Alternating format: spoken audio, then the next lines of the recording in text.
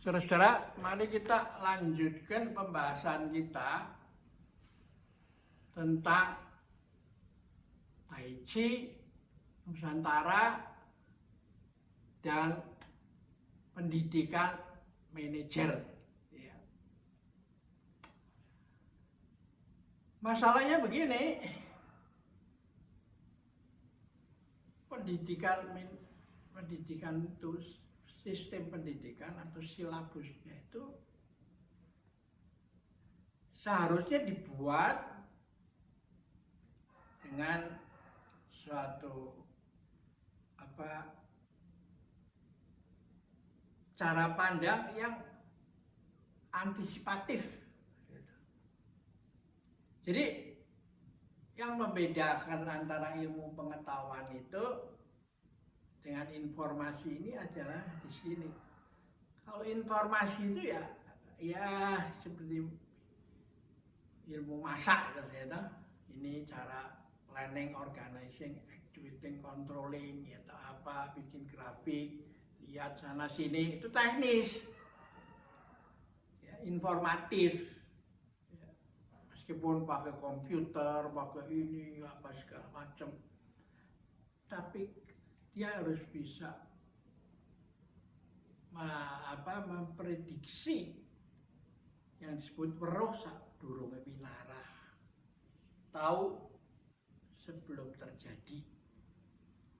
Nah, kearifan kuno dari Tiongkok ini menarik, dan juga dari India ya, termasuk juga dari Nusantara, yaitu bahwa Raja Yao yang hidupnya 2000 tahun sebelum Masehi, kira-kira 1500 tahun sebelum Konfusius lahir ya. Konfusius yang lahir kan 500 tahun sebelum Masehi kan ya. Ini 2000 sebelum Masehi Raja Yao gitu ya. Ada di buku saya The Dancing Leader lah. Nah, Raja Yao itu mengatakan kalau orang perutnya sudah kenyang dan bajunya di badannya dibalut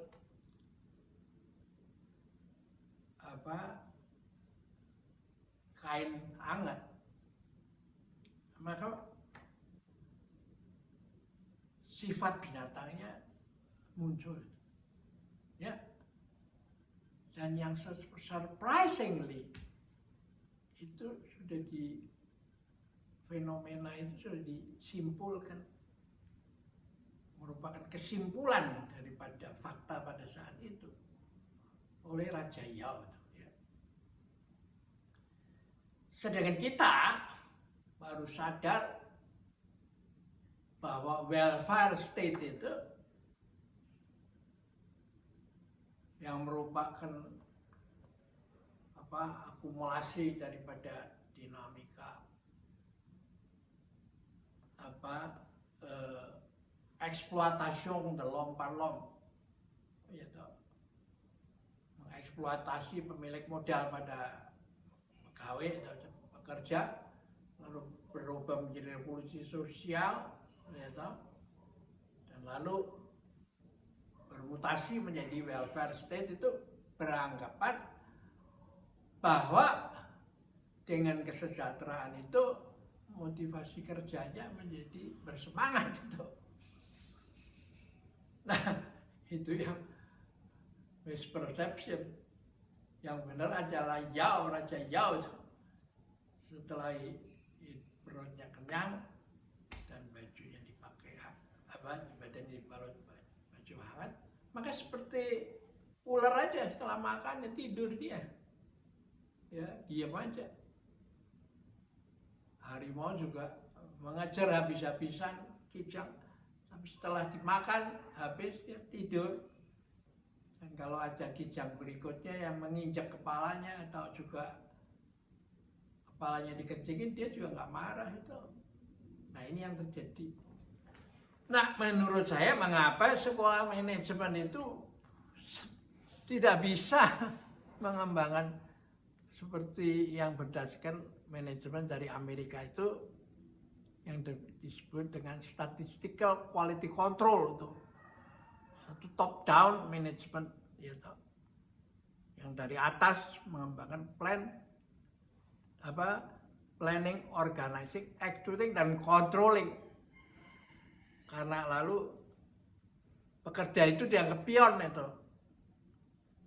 Sedangkan Kaizen itu perbaikan terus menerus dari diri sendiri oleh orang paling bawah sampai paling atas. Terus menerus total quality management itu. Ya. Nah inilah yang menyebabkan ya sekolah manajemen masa depan ini harus kelihatan ada mata kuliah ini. Ya. Kalau mata kuliah ini nggak ada ya nanti yang terjadi adalah manajer pisang Ambon itu. Jadi sekolah manajemen yang tadinya diharapkan problem solving berubah menjadi part of the problem itu. Sehingga perusahaan yang menerima manajer yang seperti ini dia akan harus cuci piring lagi. Dan untuk itu perlu dana lagi. Ya, perlu usaha lagi. Jadi sebaiknya memang standar itu ditentukan oleh pengalaman praktek gitu. Ya. Jadi kita membutuhkan manajer yang kualifikasinya begini. Yang hidupnya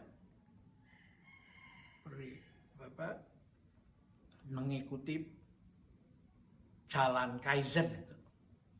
Ya. Karena semua keributan itu mulai daripada pribadi kan. Seperti diceritakan dalam kisah Ramayana toh. Dan organisasi juga seperti dalam kisah Mahabharata antara Korawa sama Pandawa toh. Bahwa Astina itu miliknya dari leluhurnya dan direknya ke Pandawa 5 toh. Tapi lalu diambil alih oleh Korawa sehingga si Pandawa ini harus keluar dan bedol hutan itu untuk membangun negara Amarata. Ya, oke kita akhiri dulu di sini. Sampai jumpa lagi.